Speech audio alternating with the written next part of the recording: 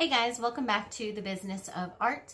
Today's video is actually inspired by a question someone asked on one of the artist groups on Facebook, which is how much to charge for a class that you're teaching. So I wanted to kind of go over that.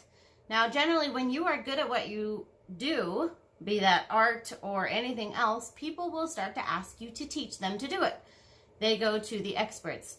I think the those who can't do teach thing is not really accurate. That may apply to some, but at least for me, I never thought of teaching classes until my friends started kind of banging down my door asking me to teach them art classes. And then I was like, okay, might as well, you know. So that's how I started teaching art classes many years ago. And then it's just, you know, it grows. As I learn new skills, new techniques, whatnot, I want to pass those on to others and others want to learn them. So the first thing, just like when you're selling art, the first thing to consider is the materials cost.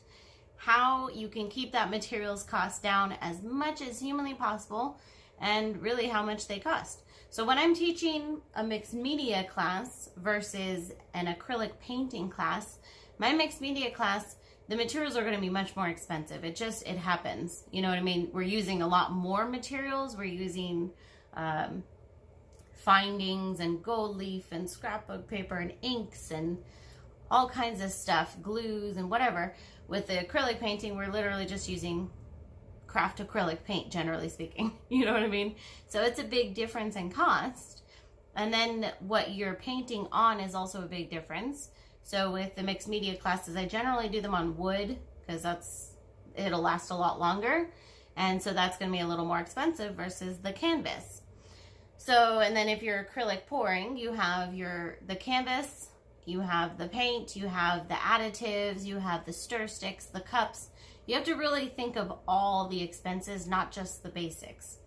So when I go to teach, say, an acrylic painting class, I have the initial startup expenses, which were really the brushes and the easels. So the easels were the biggest expense. But I did it over time to where I only spent about $10 per easel as opposed to $20, which is how much they would normally cost around. You can also, I'm sure, buy them in bulk at one time, but I didn't have the money to do that. Like I didn't have several $100s to do it once. So I would buy 2 or 3 here, 2 or 3 there, and I did it over a period of time.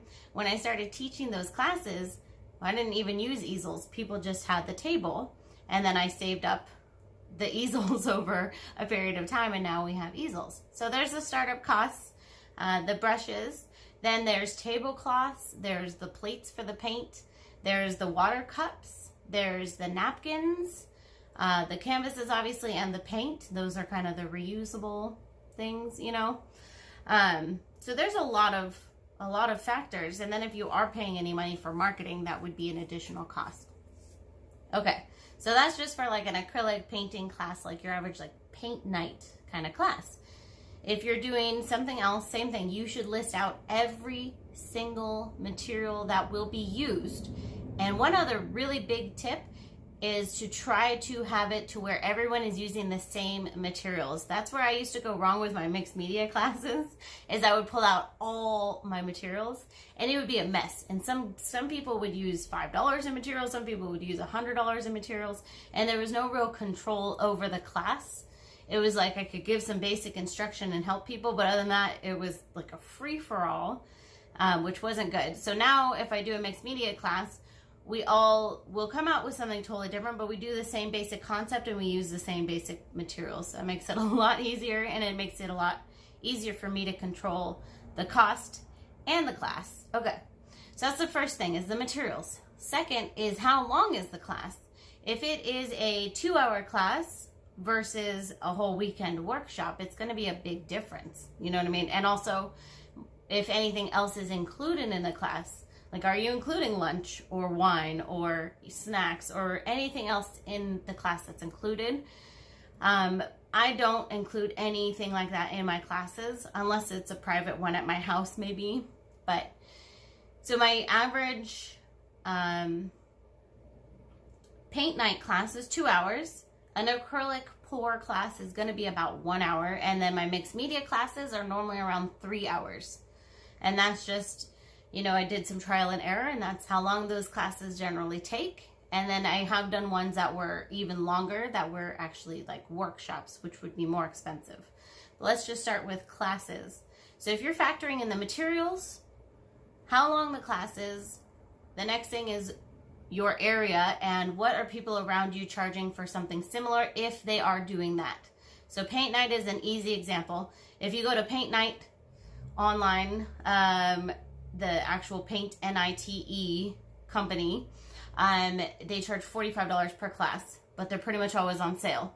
So anyways, $40 in my area is a common price for that class. So I know I can price mine around that price level. And then acrylic pouring, nobody does that in my area, so I get to make up my own pricing. MX Media, I haven't really seen people do that in my area, so I get to make up my own pricing. For acrylic pouring, I generally let them do 8 by 10 canvases, and I will generally let them do 2 because they'll probably want to try out a few different techniques. And so you have to just factor that all in. It usually comes out to be about the same as the Paint Night class in terms of materials and whatnot. So I generally charge about the same. And you know, it's up to you. I have spent many years also cutting my costs down as much as possible so that I could make my classes as cheap as possible while still making a really good profit actually.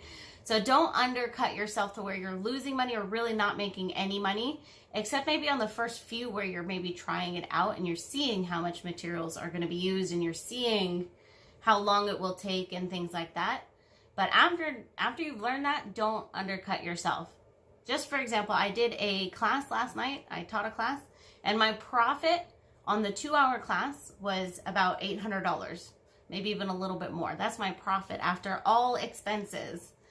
So it can be very, very profitable to teach art classes. Plus, I just find it extremely fun, and you know, it gets me to sometimes think of things that I otherwise wouldn't, because I'm, you know, all the students have different ideas as well, and it's kind of like doing a really big collaboration sometimes, you know. So I have a lot of fun teaching my classes, and I hope those tips were helpful.